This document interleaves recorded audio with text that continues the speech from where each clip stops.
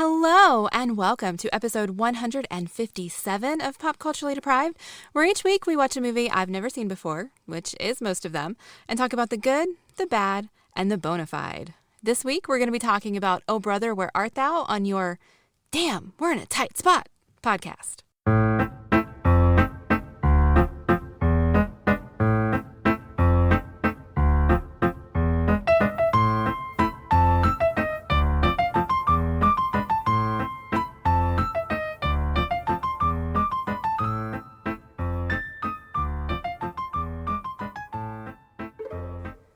I'm Mandy Kay, and when I'm not watching Southern movies that pretend to be musicals, I'm probably on Twitter at Mandy Kay.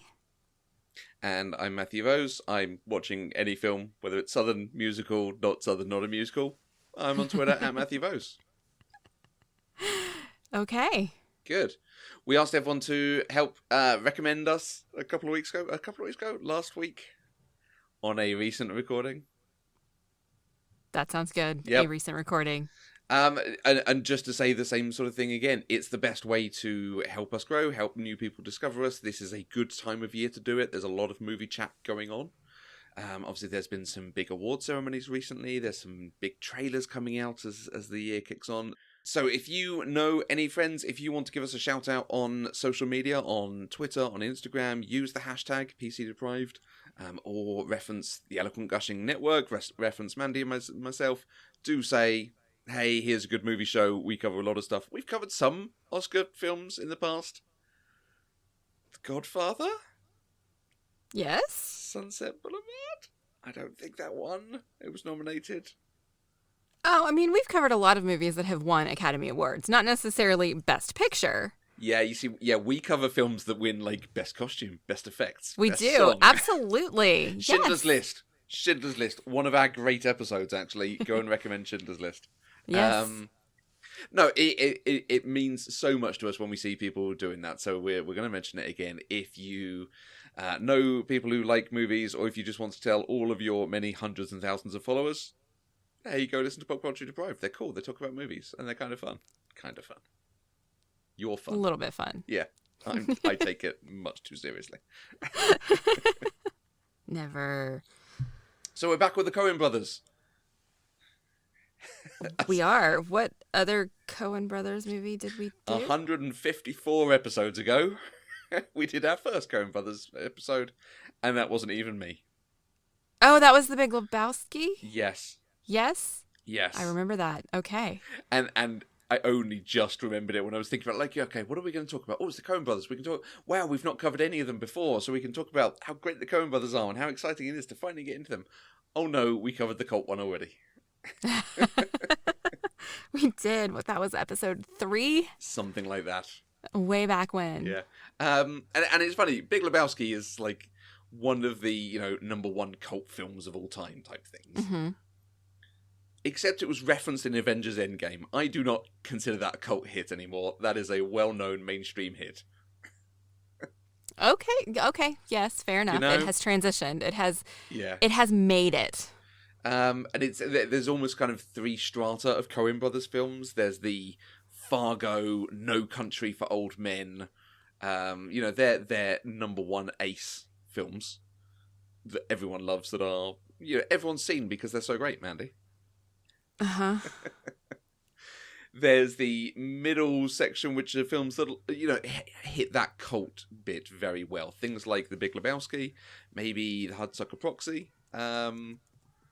Is that Hudsucker Proxy? Is that what it's called? Yes, that is what it's called. Okay, thank you.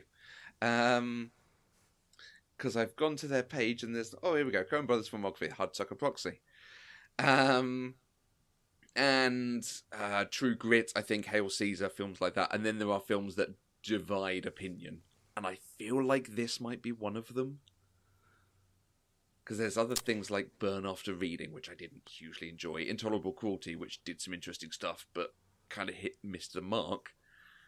And Oh Brother, Where Art Thou, which some people love, some people don't even remember. So, can I tell you something? Go on. I have seen exactly 2 Coen Brothers films. Well, I mean, that's, both of which we've done on this show. Yeah, knowing what we know about you, that's not the most surprising thing. Yeah. I mean, I've heard of a lot of these because they are, well. I mean, they are famous, but I haven't seen them. There is one director who has directed whose films I have seen more than the Coen Brothers, and that's only by one. And who is that? Are you going to guess? No. Okay. Spielberg. I've seen 19 Spielbergs. Oh, of course. And 18 Coen Brothers. Okay. All right. Interesting. Because they do interesting films, and, films that mix comedy and realism and drama in interesting ways, to better or lesser degrees. How come you've not seen any of them? I don't know. So I haven't seen this one because Right. I'm pretty sure I was being snobby against George Clooney at the time. Okay. Yep. Because we were kind of in the tail end of the Brad Pitt, George Clooney heyday, or maybe the beginning of it. I don't know, somewhere in there. Why are you giving me this look? You have not looked at his filmography, have you? I'm not talking about his movies. I'm talking about when teenage girls were going batshit crazy over Brad Pitt and George Clooney. Okay. That's what I'm talking about. Okay. And that's why I was being snobby against George Clooney, because I didn't want to do that. Okay. And So that's kind of when this movie came out. the year after this comes out is Ocean's 11. Okay. So does and maybe this is my not being a teenage girl understanding of who you go batshit crazy over. Ocean's 11 for me marks the beginning of they are fully mainstream. Everyone loves them because they are hunky and smooth. But is that actually a transition from they are hunky in the way Brad Pitt was in Thelma and Louise into and now they look good in a suit and do grown up crime? I think so. Okay. My memory is that Ocean's 11 was this culmination. Oh my God, they're finally doing a movie together Okay. kind of thing. Right. I could be completely remembering this wrong, but that's my memory of teenage Mandy's experience of George Clooney and Brad Pitt. Those two names went together for me in high school, and I don't know why, because they didn't do movies together until Ocean's 11. Mm-hmm. But they were the hunky boys. Interesting, because one was a TV actor, one was a film actor. Mm-hmm. One, because I think George Clooney didn't get into modelling until he became the slightly older, very foxy kind of guy. Yeah, maybe. Okay. Yeah, as far as the rest of the Coen Brothers, I have no idea. Okay. I think they mostly did genres of movies. They do, apart from The Big Lebowski, it feels like they do more serious films. And you can argue that The Big Lebowski has a serious slant. Mm-hmm. And I wasn't interested in those. Got it. When I was younger. Mm-hmm. That's what I think I like about them, because they are serious dramas, but they are also very, very funny. Okay. I think. And your mileage may vary on quite how funny they are. I think part of the thing is, of course, I came to them with Fargo, which is arguably their best film. Certainly it's the one they won the Academy Award for. Speaking of Academy Award winners. All right. So. I haven't seen it, so can't say anything about it. We will come to it, don't worry. So, however, all that said, this is possibly my favourite one of their films. Really? Yeah, I adore this. This is pretty much perfection for me. No. Okay. No, let's scratch that, because Fargo, I would say, is perfection. Fargo is another one on that short list of perfect films.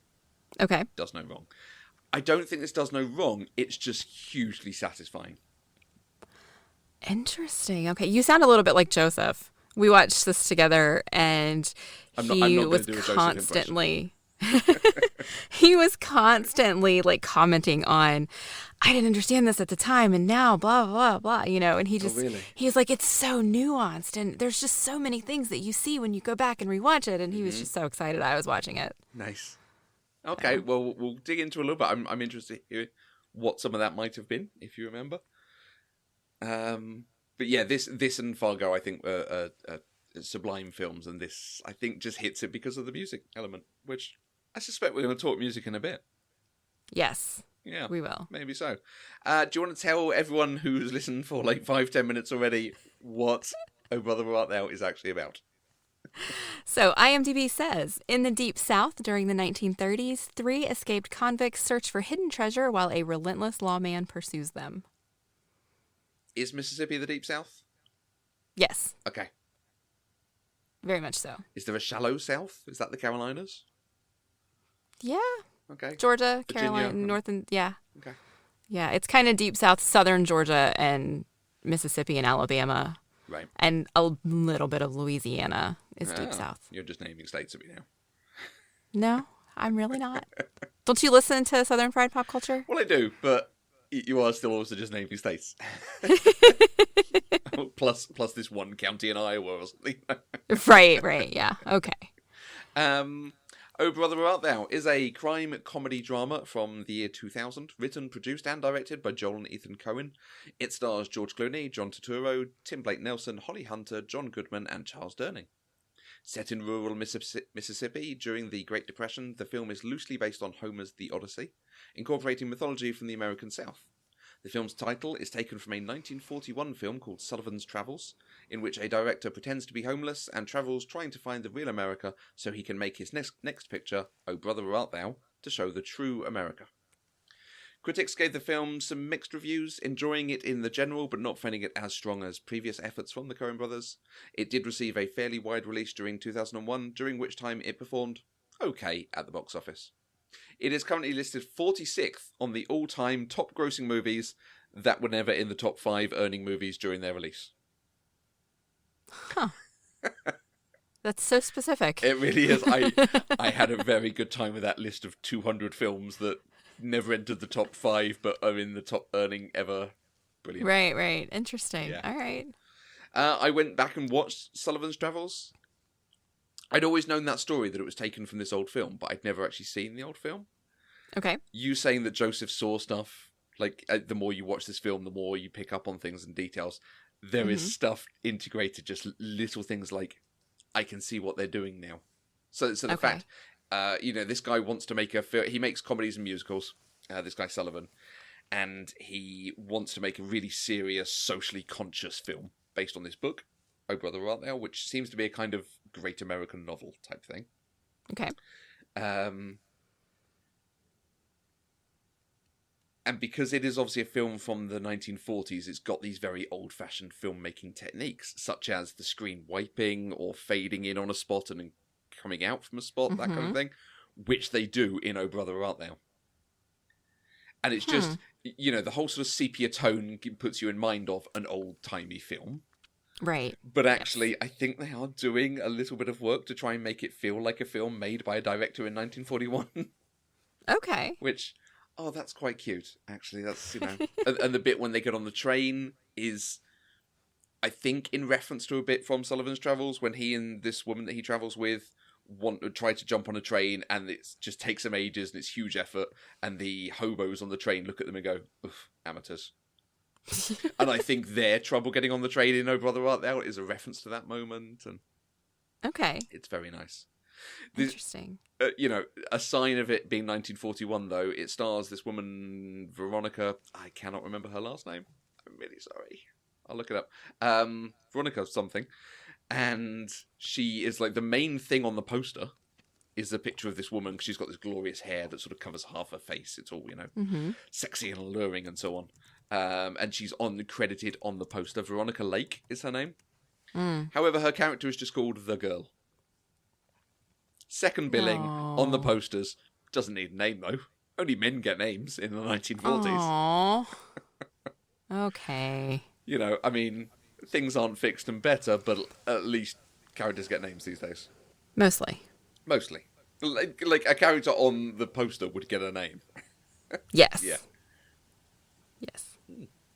And I also worked out that's the 10th film I've watched for the podcast that was not actually for the podcast. Oh, okay. In watching random other stuff. I wondered how many I'd ever watched. Turns out it's 10. Only 10 in 3 years. And I thought it'd be more. 5 or 6 books and... yeah. All right. Not counting vampire films. Not counting vampire films. Okay. You're so dedicated. It's great. Clearly. How were you able to watch this? Where was this available in the US? You have to rent it. It's on Amazon and all of the other digital video rental establishments. Very good. Over here, it's on Sky, as you would expect. I have the 2-disc collector's set on DVD. Of course you do. Which is one of my early DVDs. I had that whilst at university. Okay. I will throw a picture up on Instagram if I remember when this comes out, because the inlay for it's got a whole book with information and facts and trivia and stuff, and an advert for the DVD and video in the back. That's how old this DVD is. They were selling videos. Nice. Weird. Okay. Okay, big cast. I'm not sure we've had George Clooney on before.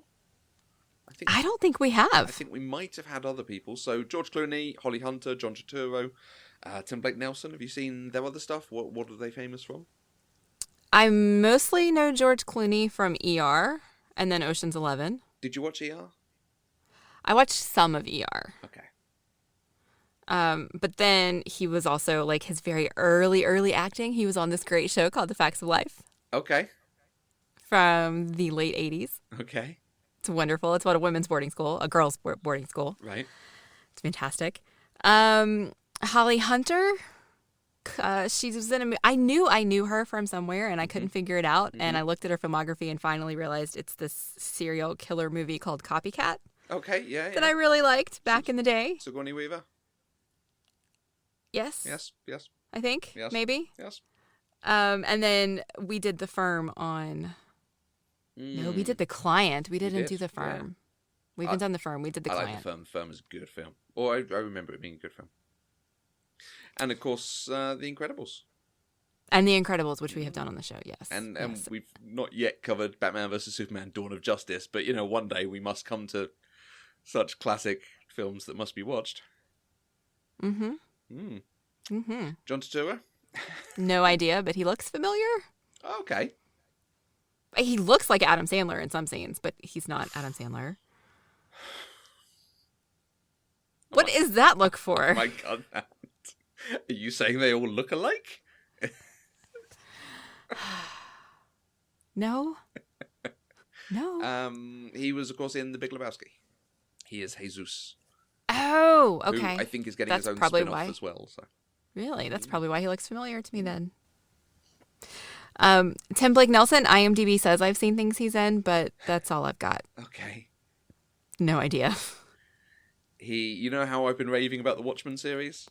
Yes. He's one of the best parts of the Watchmen series, which is one of the best series ever. Like, if you've not heard me rave about it, just go watch that series. It's amazing. He is really good in it. He's gripping as anything. Okay. Interesting. I'll get around to it one day. And he also appears to have been in Scooby-Doo 2 with Seth Green and Sarah Michelle Gellar. Was Seth Green in Scooby-Doo? Scooby-Doo 2, certainly. Scooby-Doo 1, not so sure. All right. I have not seen other Scooby-Doo movies. So. Okay. Sarah Michelle Gellar was not enough of a draw to get me to watch Scooby-Doo. Clearly. They're not terrible. We're not here to talk about Scooby-Doo. Did you enjoy Oh Brother, Where Art Thou? I mean, more or less. It was entertaining, I guess. It was not what I expected. Okay. I didn't really know what to expect. I didn't actually know what it was about. Right. Yeah. And I didn't know what role the song played. I just knew, that song is like super famous because of this movie. I mean, it was famous before this movie, but this movie kind of did a resurgence of it.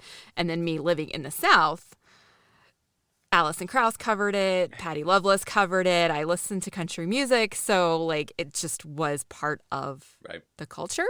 There is a cover of that song on Dylan's first ever album. Yes, I did see that, which is why I clarified that this was a resurgence of its popularity. And I don't know. I think part of me expected it to be some sort of stupid humor comedy. Okay. Like almost a parody, maybe. I don't know why I thought that. Okay.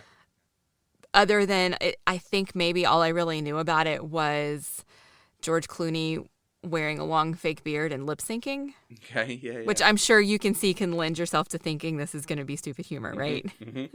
In that Mel Brooks sort of camp. Yes, Yeah, exactly, okay. exactly.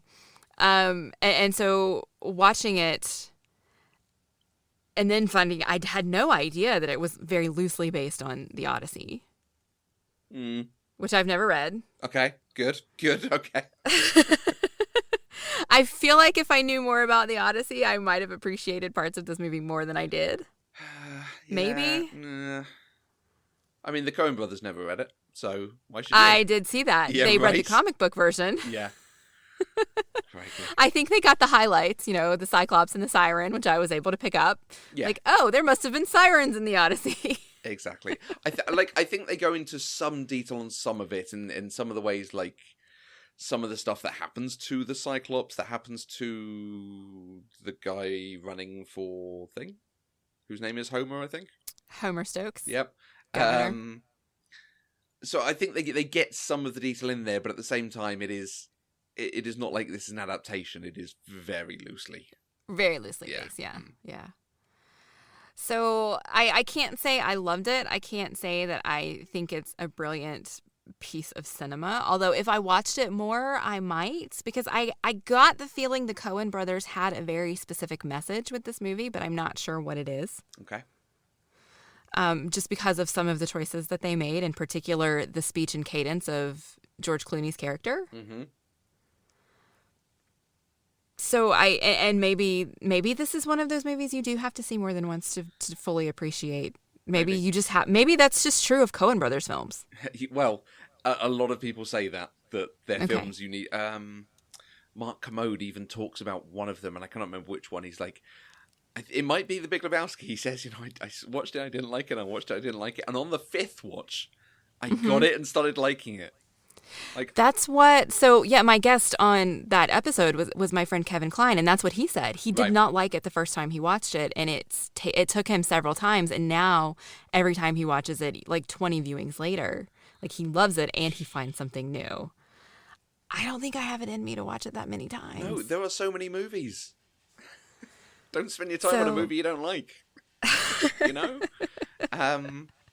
Okay, let's talk.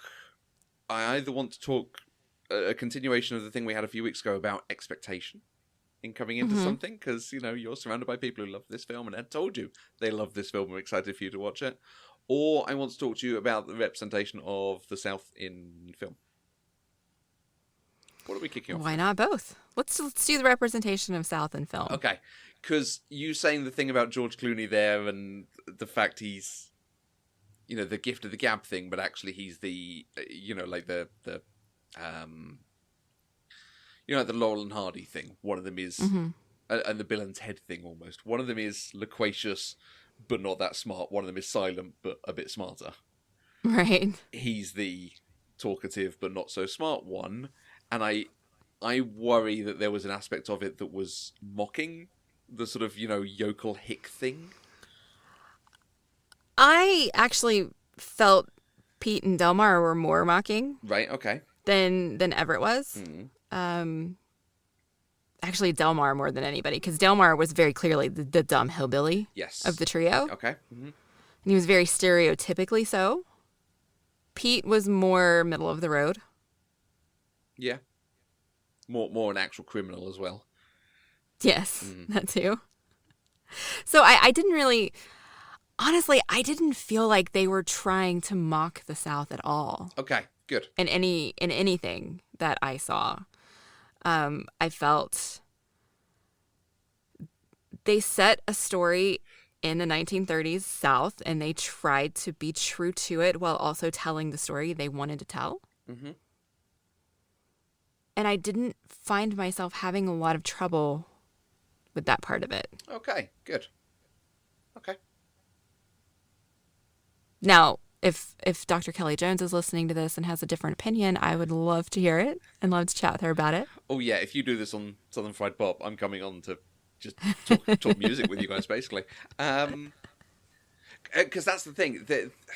To my untrained eye of not knowing what the representations are like, there is an aspect of it of, oh yeah, it's doing American South on film, so it's, yeah, of course they're dumb.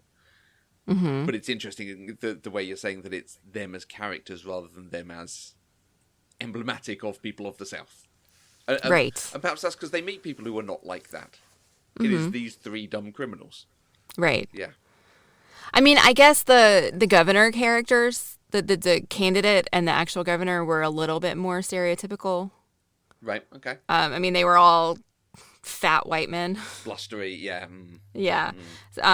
But honestly, I'd forgotten about them until just now, so okay. That's, I guess, part of it. I think there are bits that people may argue are ridiculous, and I'm thinking of things like the mass baptism Right, okay. scene. I have been a member of a church who does that. Not maybe necessarily walking zombie-like in the woods singing all dressed in white, but a group of people actually going to a natural water source for a baptism. Right, okay. That happens. It happened as recently as the 90s, for sure. Right. I'm sure it still happens. So in the 30s, it would have absolutely been something that a Southern country church would do. And it's interesting because I think that's one of the bits. It doesn't feel mocking or putting down. There's an aspect of it. They're saying, look at these sheep following him to get baptized because they've got nothing else to live for, that kind of thing. They're putting some of that argument across. But the baptism, the community going on here is presented as welcoming and warm and nice people going through a thing, singing a beautiful, beautiful song. That's a song I used to play when I was going to bed because it's just so beautiful and calming. It's a terrific song. So it doesn't fit, in another film, and we say this in other things, there is a way of presenting that as this is a horrid, weird cult or something. Right, yes. And in the same way, they don't do it with the Ku Klux Klan. There are other films that I've seen that show that and show how it is despicable and awful. I don't think this film goes quite that far. I think you've got 2 or 3 characters represented as these are awful people through their actions. But what we see is dancing in motion with each other and singing. I'm fairly certain that no KKK rally ever had choreographed dancing. Right. Okay. So I actually found that to be weird, and I'm not sure what they were trying to say. They didn't condemn the rally, but they also didn't support it because they did rescue Johnny. Like, they didn't allow the lynching to happen. No, and it was going to be a lynching, so it's not a positive thing, but there's also no necessarily denouncement of it. Right. And when they did denounce the governor candidate, Homer Stokes, they were denouncing not his actions. They were denouncing him for getting in the way of the singing. Yeah. It's still, I feel like the movie could have made a better stand there against the KKK and racism in the South in the 30s. But I wonder if they didn't because they were telling a story set in the 30s, and this is how these characters would have reacted in that situation. That's fair. I don't know. Yeah, it depends if you're going for verisimilitude or the message you should be putting across. Because one of the things that stood out, it might only be in the last few years watching it and having watched other things and Ava DuVernay's 13, stuff like that. Every other member of the chain gang is black. These are, I think, the only white prisoners. And that is obviously a thing. The fact that the amendment says something about no one can be indentured servitude unless they're a criminal. And suddenly black communities get criminalized. Right. And it's like, I think they are having a message in there with the fact, that opening shot of the chain gang breaking rocks and singing. And you don't see George Clooney or John Turturro or Timberlake Nelson. It's just all black men. So I think there is pointed stuff about it. But they don't denounce it. But at the same time, they don't denounce the evangelical church baptism thing. Right. It's more like a presentation than a statement, I think. But again, I'm not entirely sure what the Coen Brothers were trying to say with this movie. Like, I very clearly got the feeling they were trying to tell me something. Okay. I just don't know what it is. So the other point was expectation. We're comfortable with its portrayal of the South then. They could have gone further in some ways, but at the same time, they're not mocking in other ways. So, Right. The expectation on you. I'm interested what that has played into your watching of it, and watching it with someone who clearly loves it, and to hear what Joseph had picked up and what he would want to comment on. He actually didn't comment a lot because he knew he tries to keep it quiet when I'm watching something for the first time. He doesn't want to impart his thoughts on me. Good on him. And then we didn't actually. He wanted to know if I liked it, and he was disappointed that I didn't immediately go, "Oh my God, I loved it. It was so good." He was really disappointed. But other than, I don't know. I wasn't really thinking about other people's expectations on this one. Right. Okay. Mostly just because my own expectation was so wildly off base for what it was. Mm-hmm. I don't know if that makes sense. It makes sense in my head. Mm-hmm. So this one, I don't think this one fell victim to the same fate as other things when it comes to expectation. Okay. Because I didn't really have any, I think.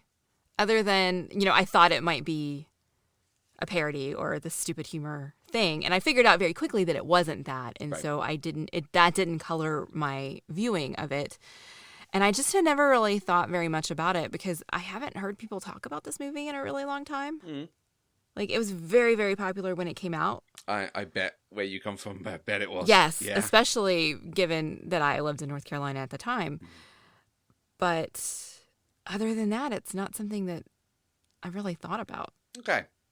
You look like you don't like that answer. No, I'm fine with that. So I'm trying to think if there's anything more we want to talk on that, if you want to expand on Joseph's thoughts on it.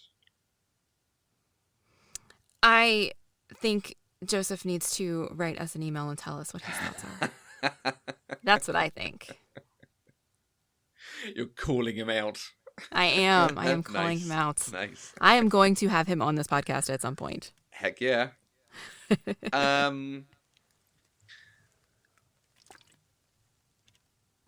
Let's talk the music. The music is so good. Okay. I mean, it is. Yeah, absolutely.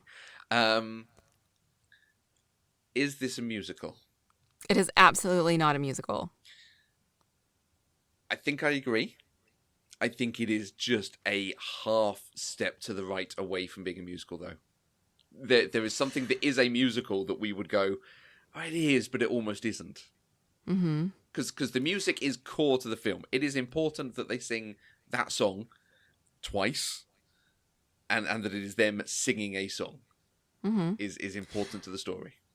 Yes, but the music itself doesn't tell the story.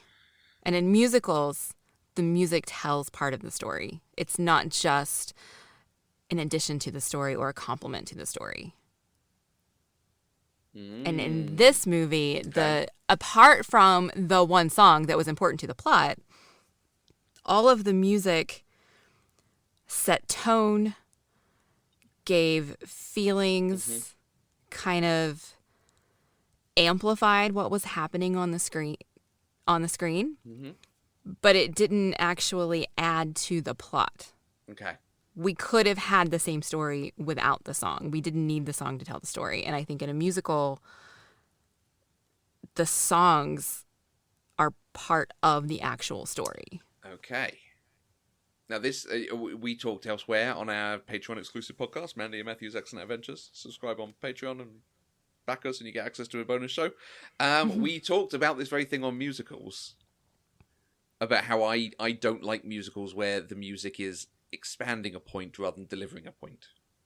Yes. The thing of, I will go and do this thing and then I'll sing a song about it. I would rather they sang the song explaining what they're thinking of doing and then doing it. And I'm wondering if this is the difference between classic musicals and modern musicals. A classic musical, often they sing a song about something that's just happened. We are seven brides. We are seven brothers. And now we're going to sing a song about how we have no women. Cool. Thanks, chaps. Well, Okay, but the other thing, though, is that in a musical, your characters sing the music. Mm-hmm. And in this, we only had the Soggy Bottom Boys sing the one song. All of the other music was just kind of ethereal and part of the... Okay, except for the choir, I guess. Oh, okay, I guess we had the little girls and we had the choir, but they weren't central characters. And the sirens. And... All right, fair enough. I had a friend called Rambling Joe. All right, fair enough. This is the thing. There is enough music in it that it's like... It could be a musical. It's not a musical. I like I said, I think I agree with you. But it's just in that area of grey in the middle between... It wants to be a musical. Yes, maybe so. Maybe it's trying to do something different. Because there is a musical called Girl from the North Country.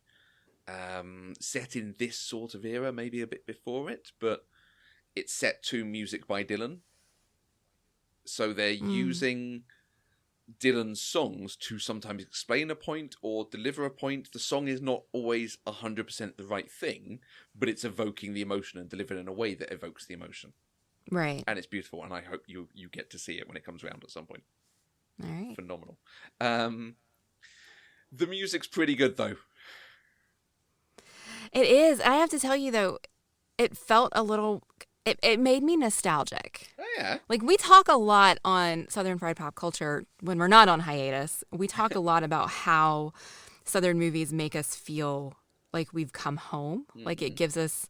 Like, it's a balm to our soul, because neither Kelly or I live in the South anymore. Right. And the songs in this... Actually, some of the specific songs, like I'll Fly Away, and there are some others. But just the sound, the harmonies... This is the kind of music I grew up on. This is the kind of music that I was allowed to listen to when I wasn't allowed to listen to anything else. Right. And so for me, it's just beautiful. And it was, I haven't heard this in so long, and I could just sit here and listen to this for forever.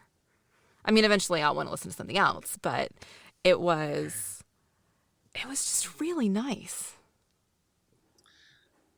Yeah, when I first saw the film and then heard the soundtrack, I listened to it over and over again. And my mum has told me I must say that she listened to it over and over again. I made her a copy for the car, which was her driving to and from work album. Nice. For many years. Good. My mum doesn't sing. She's not happy singing in public and people hearing it. This is the one she sings along to. And it is. It's a phenomenal mix. It's not too hard in any place. All the songs are... the arrangements themselves are so well done. They've got performers like Alison Krauss, Emmylou Harris delivering some of these, which, some of the best at what they do. Yep. And I think that might be what's kept me coming back, certainly after that first time, because I cannot remember watching for the first time. I've seen it so often. Right, so okay. The fact the music is so good makes me want to come back to it, and then eventually you go, and it's also a satisfying film at the same time. I will definitely listen to the soundtrack. Nice.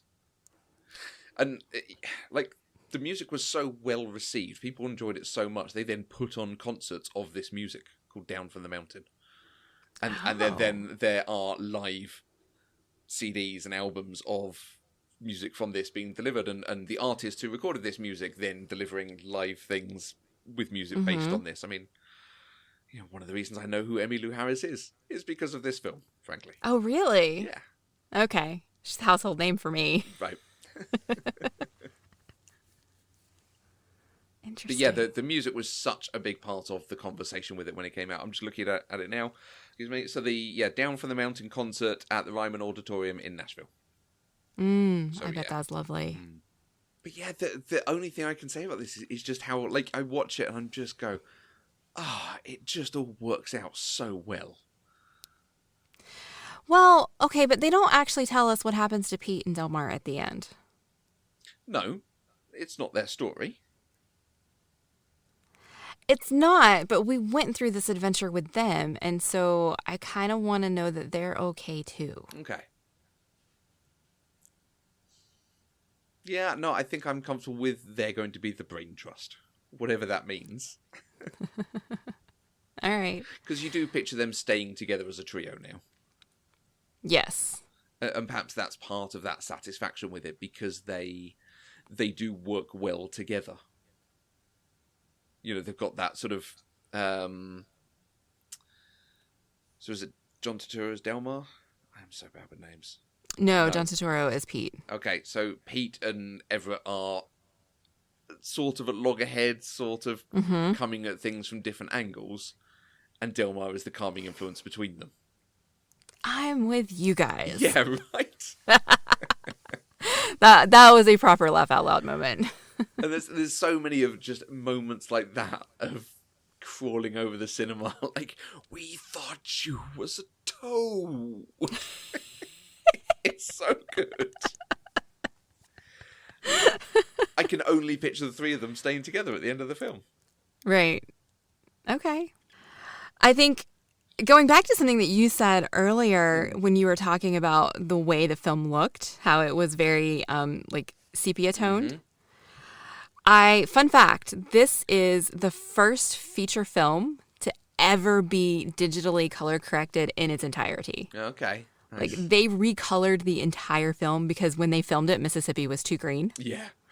And the Coen Brothers wanted it to look like it was the Old South in the Depression. Like, Dusty, they wanted it to dry. be dusty. And yes, exactly.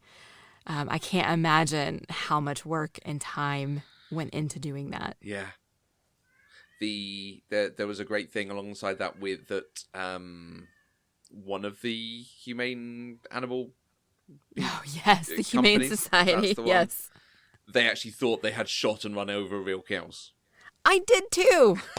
I did too. Like, I was horrified that, okay, the shooting of the cow I was fine with, but when they ran over that cow, it looked so real that I knew it couldn't possibly be real.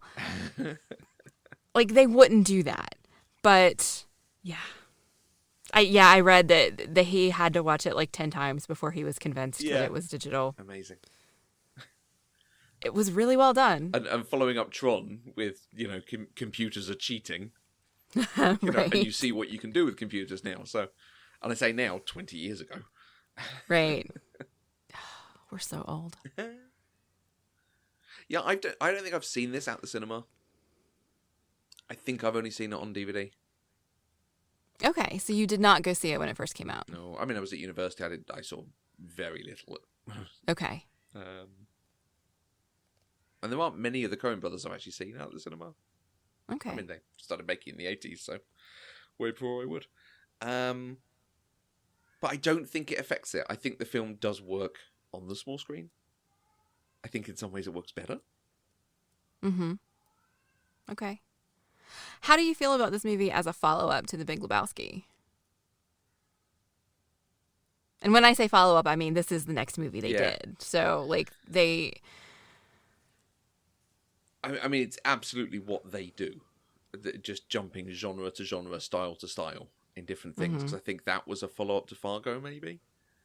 Which is a little bit of a leap. It's not quite as big a leap. But when you then look at other ones they've done where they've gone to No Country for Old Men, Intolerable Cruelty, so rom-com, sort of assassin crime drama. And they've gone to... Wait, I'm sorry. Which of those is a rom-com? Intolerable Cruelty. That's a rom-com? It is a rom-com with George Clooney and Catherine Zeta-Jones. Interesting. Okay. It's not well-liked in general, and I think part of the issue with it is it's the Coen Brothers do a rom-com, is what it is. So it's not fully a rom-com, and it's trying to be a bit untraditional, non-traditional. Okay. And it takes that a little bit far. It's been a year or two since I watched it, but there was just a moment where, like, okay, now it needs to become a traditional rom-com and deliver the happily ever after, the stuff you like about it. And it doesn't quite do that. And it was like, if they'd just shown how well they could make a traditional rom-com on top of the non-traditional stuff. Right, right. Landed, okay. Huh. All right. Is it just the name of it that's throwing you there? I think so. Okay. That is not the name of a rom-com. Maybe. Probably. The word cruelty is in the title. I mean, we've kind of already talked about our favorite thing about this movie, the music. Yeah. Like, hands down, I think for both of us, Yeah. the music makes it worth watching. And I did expect you to love it for that. Okay. And the music is good. sensational. And I mean, the soundtrack's wonderful because it's got all the music. It's got the full-length versions of music. It's got 2, 3, 4 versions of Man of Constant Sorrow on there. Yeah, it's really good. So that's worth checking out. But there is something about watching it in situ in the film. And the way he delivers it, the bit with pulling his beard down and dancing, and the reaction of the crowd when they start singing it, it's really good. It adds a moment of triumph to it. Yeah, it does. When there is still a lot of the film to go, because it feels like that's kind of wrapping everything up, but actually there's a whole sequence after that. You know, they didn't actually wrap up the...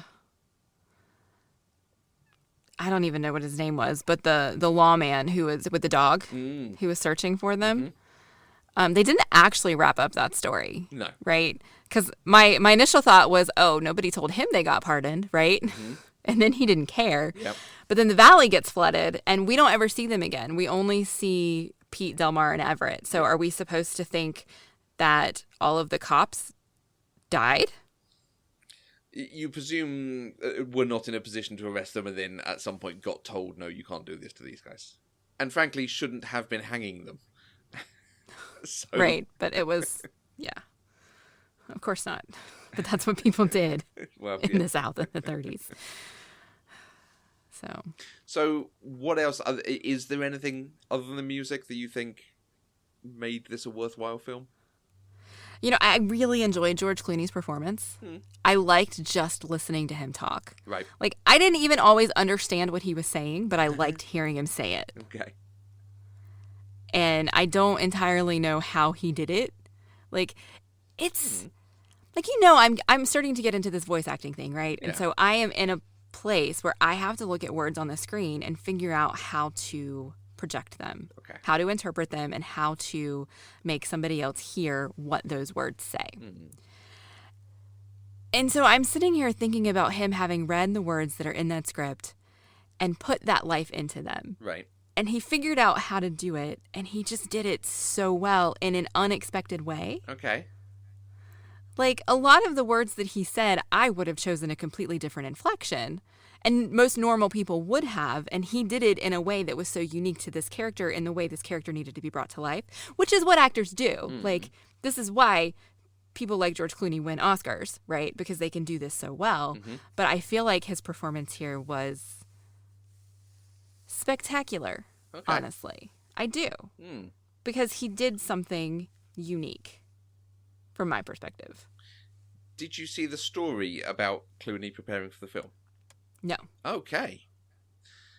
There's a whole story about how he agreed to do this film without having read the script. Which... Okay. Yeah, when the Coen Brothers come and say, we want you to star in our new film, the follow-up to the follow-up to Fargo. Like, yeah, there was... and, you know, on the back of him having just released Batman and Robin. Ooh. If you're George Clooney... yeah, you sign up to do this flipping film. Right. Clooney, I'm going to read you from Wikipedia. Okay. Clooney did not immediately understand his character and sent the script to his uncle Jack, who lived in Kentucky, asking him to read the entire script into a tape recorder. Oh, I did read this. Unknown to Clooney, in his recording, Jack, a devout Baptist, omitted all instances of the word damn and hell from the Coen scripts, which only became known to Clooney after the directors pointed this out to him during shooting. But when you are playing a character that's so emblematic of their environment, of their situation, of their upbringing, getting someone who has some of that to help you with it is very smart. That's exactly what you do. Right. And you know, you're making the comment about this is how they win Oscars. You prepare with every tool in your arsenal. Right. So, yeah, good on him for doing that. I think it's great because it's, and even still, having his uncle read the lines for him and record the lines is great for the accent. But I feel like Clooney still gave it something else. Embodies it. Yes. Right. With particularly, because he did not speak the way normal people speak, right? Like he was, what's that word you used? Loquacious? Yep. Right? Yeah. Very much like Bill. And is it Bill and Bill and Ted? No, Ted. Yeah, Bill. one of them, whichever one. Like uses all these big words that you don't expect them to use. And I don't know. So he had to find a way to make them make sense and to work. And he just had this very particular cadence that was more than just a Mississippian. I don't even know if that's the right word. Mississippiite, someone from Mississippi in the 30s. A person from which Mississippi is originated. Yes. I don't know. I just want to give him credit because I feel like he did something special with the character. Absolutely. It is. And is it also because it's George Clooney? Like, we're so used to him playing George Clooney. Man in a suit, looking good, making deals happen, doing things. And this is a bit out of character for him almost. Yeah, maybe. Maybe that's a little bit of it. It's a different George Clooney than I'm accustomed to seeing. Like, I'm accustomed to the Nespresso guy now, right? Yeah. In the same sort of thing that I have with Tim Blake Nelson.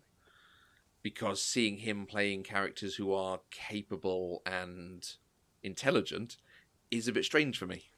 Because I'm so used to him from this. Playing the dumb, toothy hick type character. And then you see him as hyper-intelligent professor in The Incredible Hulk. You see him as Mirror Guy from Watchmen. Yeah. Okay. Well, Matthew, are there any other things that you really liked besides the music? There are jokes in this that I think catch me out every time. I think perhaps because they are delivered almost very low key. Where the big stuff is the funny stuff, the horny toad stuff, them singing and prancing around and so on. But things like, Mrs. Hargwall up an RUNNOFT. I mean, that is mocking the hick, illiterate types. Yes. But it's very good. It's a good It joke. is, and they kept doing it. Yeah. I think they did it at least 3 times. Yeah, the kid clearly knows what it is, so he then spells it in the same way himself. Right. Yeah, it's good. And I like the sort of interplay between Pappy and his staff. Because they've all got these characters, whether they're sort of sycophantic, hangers-on types, or Pappy himself, who Pappy seems to be quite a capable businessman who wants to be governor. Like you say, that's what rich white men do in America. But I always quite enjoy their scenes on screen because they get so little and they're quite fun when they do it. And somehow in that, and it might just be because it's Charles Durning, who is genuinely quite a charming character on screen, you want to root for them. I don't know what it is. Like, everything in the film is saying root for Homer. He's there for the little man. He, not this mass media, not this businessman who's got his money. But there's something about the way they do it, even before all the KKK stuff with Homer, that makes you go, God, I hope Charles Durning actually wins. I hope Pappy O'Daniel wins. I don't know that I felt that. Okay. I'm not sure I cared. Right. Honestly, until we got to the end. Yeah, I wonder what it is that makes me go, oh, I hope he beats that other guy. I wonder if it's the cynicism of, I'm here for the little man, so he has a little man on stage with him sweeping up. Like, and particularly now, that whole sweeping up the governor thing, it feels very Drain the Swamp. Oh. Yeah. Yeah, I didn't notice until they did the actual, when they were on stage with the brooms, that he had an actual little man with him. And I was like, oh, wow, he's literally for the little man. Yeah. Like, that's okay. And yeah, it feels cynical, I think, but up against the general crapness of Pappy O'Daniel's campaign. Yeah. Okay. What else? Any other jokes that you liked? I'm scrolling through the quotes. There probably are. Like I say, there's lots of things. And it's just, it's the way George Clooney boxes with his arms out sideways. It's just so ridiculous. And then he finally gets thrown out. And the guy, says, don't come back to the Woolsworth. It's such a funny sort of way of turning the phrase. Right. Yeah, Okay. There was one. So after they pick up Tommy, and this is right. So we've had the baptism scene. So Pete and Delmar are baptized, and Tommy has just come in, and he sold his soul to the devil. Yep. And Devil Everett comes down to goes, Georgia stuff. yeah. Yeah. Everett goes, I guess I'm the only one who remains unaffiliated. And I cracked up at that. That was pretty good. Yeah. There's so many small, almost throwaway lines, and that's where they put the comedy. Yeah. Yeah. Delmar says, "Oh, George, not the livestock," when he shoots the cows. Oh, George. Oh, George. Yeah, that was pretty great. And when they're hearing I think it's when they're hearing the congregation, it's just Delmar like, "Gopher?" Yes, over and over, Gopher. Gopher? And they have this whole exchange whilst watching the baptism of, a third of a gopher would only arouse my hunger. It wouldn't sate it. Oh, you can have the whole thing. We found a whole gopher village. Yeah. All right. Yeah. No, it was funny. It did have a lot of funny moments for sure. I bet they had a lot of fun making it and recording this stuff. Oh, I'm sure they did. All right. Is there anything else that we need to discuss about Oh Brother, Where Art Thou? I don't think so. I don't have a closing question for you. Did you catch the Buffy reference in this movie? Did I catch the Buffy reference in this movie? Not knowingly. All right. Oh, let me look up her name. Hang on.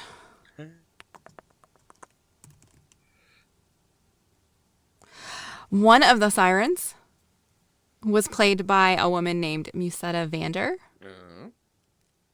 who was the praying mantis in Teacher's Pet. Was she? Natalie French. Oh, well, yes. there we go. So we have a Buffy reference in this one. Indeed. Crossover. Is this a crossover episode?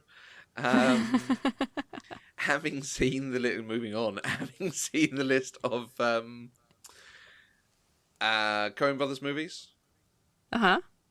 are there others you want to watch? Are there any on that list that stand out to you as, yeah, we should really watch? I kind of want to watch Raising Arizona. Okay. Because of Nick Cage. Right. Interesting. That's what I've got right now. Okay, so that's probably the next one to hit up then. Yeah, I think so. Maybe Burn After Reading. Okay. And it sounds like maybe you think we should do Fargo. Fargo is one of my all-time great movies, so I will watch Fargo at any point for anyone. Burn After Reading, I remember not enjoying, but I don't know why. And it does have Tilda Swinton in it, so maybe? Okay. And it's got George Clooney and Brad Pitt. It does. With that gif of Brad Pitt that you would have seen several times and not known it was from that film. Yes. I think I did know it was from this film. Right. But, yeah. So, maybe. All right. At some point, I need to watch Inside Llewyn Davis again, because that is a film I think needs multiple watches. Okay. I'm not even sure I can recommend it to you to watch the once, because having watched it once, I was like, oh, I need to start that from the beginning now. Oh, dear. Yeah. Okay. In a good way. Okay. All right. Well, if you would like to join the conversation and tell us your favorite Coen Brothers film, you can use the hashtag PCDeprived on Twitter. You can find us on Twitter, Facebook, and Instagram at Eloquent Gushing, or you can drop us an email to podcast@eloquentgushing.com. And I fully expect Joseph to do that to tell me his thoughts on this movie, so it's official. Joseph. Podcast@eloquentgushing.com. Nice. I'm not going to say anything. I'll get in trouble with one of you, so. I asked up top if you want to recommend us to friends, to followers, social media, that kind of thing. It's amazing. It really does help other people to find us and help, those clicks and listens go up. Just the important thing. And if you do like what we do, if you like the sound of an exclusive extra bonus show every month, you can help fund us on Patreon. We are completely funded by our listeners like you, and anything you can give, it gives access to those exclusive shows, gives you early access, gives you merch like stickers and magnets, and it gives you can even get discounts off our merch store. If you want to find out more, you can go to patreon.com/eloquentgushing. And we will be back next week with another episode where we are going to talk about Die Hard 4 and 5. So until then, I am Mandy Kay. And you are my sunshine. Aww.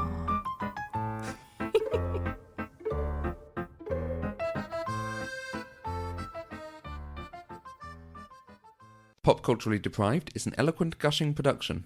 For more information, go to eloquentgushing.com or find us on Twitter @eloquentgushing.